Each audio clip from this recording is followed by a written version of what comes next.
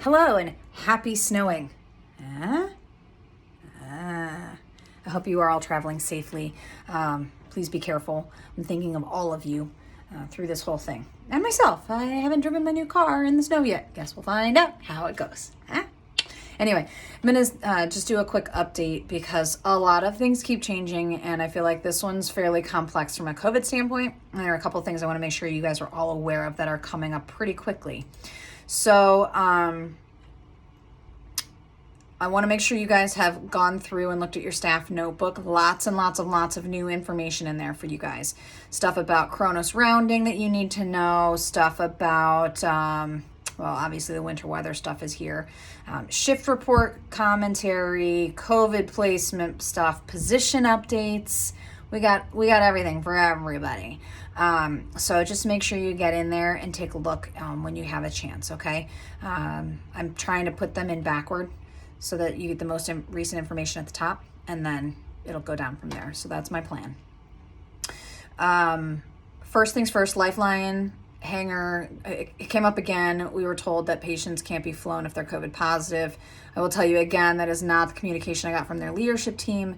The leadership team in Lifeline feels that the nursing staff, the flight nurses should be able to help make the decisions about critical patients and weigh the pros and cons, risks, benefits of flying a COVID patient. So I did put the extension to the hangar in the update space at 7967 so that you have that. If you get a COVID positive patient and the comm center says no, give them a call and have a discussion with them to see what they think. If they really do feel that it's not appropriate to fly the patient, that's the end of the story.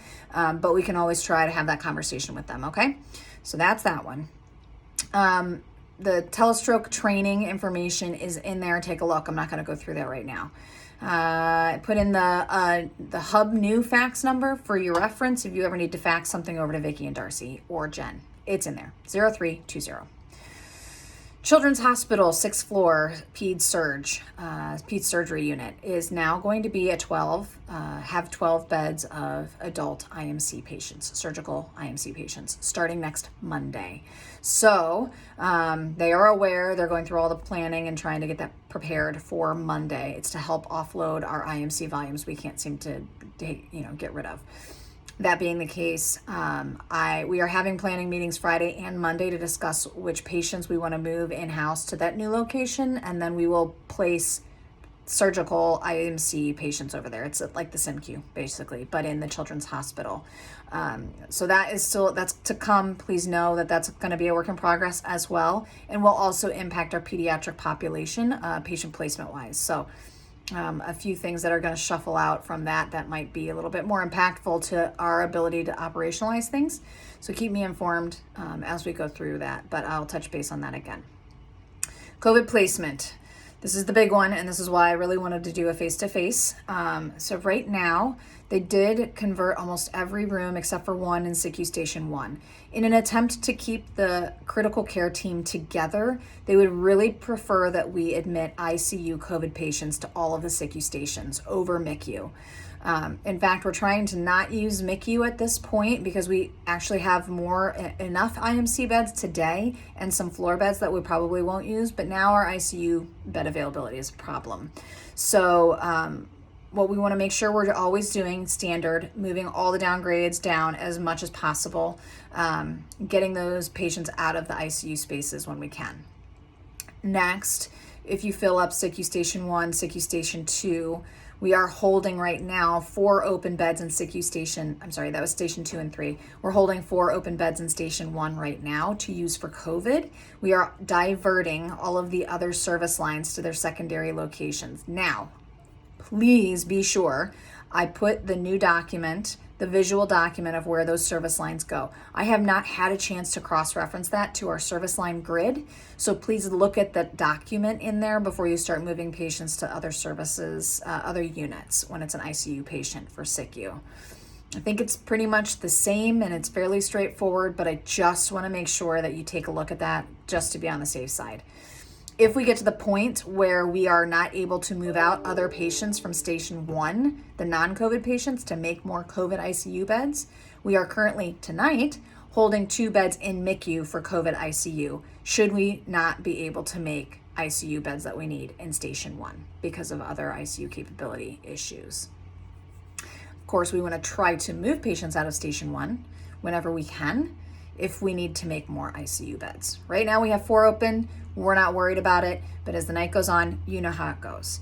The other thing I wanted to make sure that you guys were all on the same page with was about PZD COVID patients, floor level. If we are admitting floor level of care patients to the COVID ED because we don't have floor beds at the time, that's fine. They will be the last patients we want to try to move out to the floors so that we don't double move them. So really, you're holding those floor patients in the PZD until you really need to make another IMC bed or an ICU bed along those lines.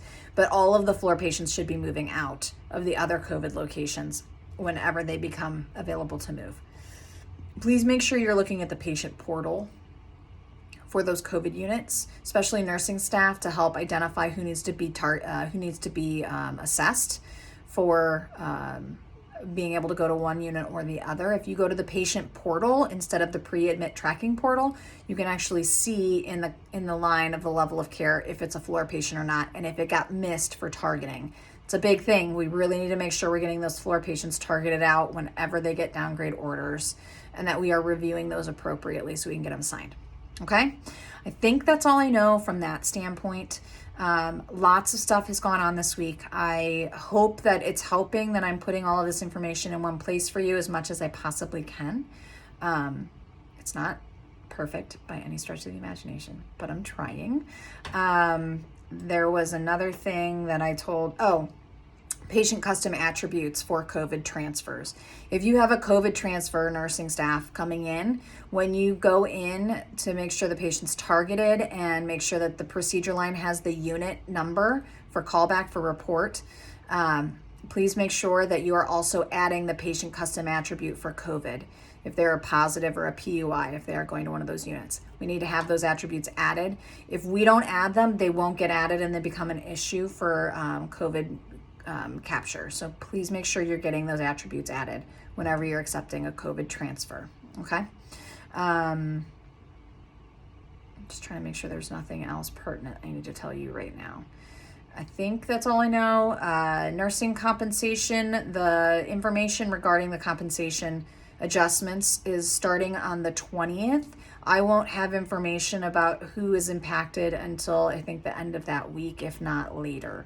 But it will go into play on the January 7th paycheck is what I just learned today. So when I hear something again, I will let you know on that as well. And I'm still waiting on clarification about where our COVID positive patients come in when they are a transfer. Still waiting.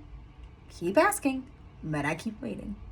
All right, that's all I know. I'm sorry, it's 8 minutes long. It's longer than usual. I hope you guys stay safe tonight. Be careful and get out there and make some snow angels, okay? See ya.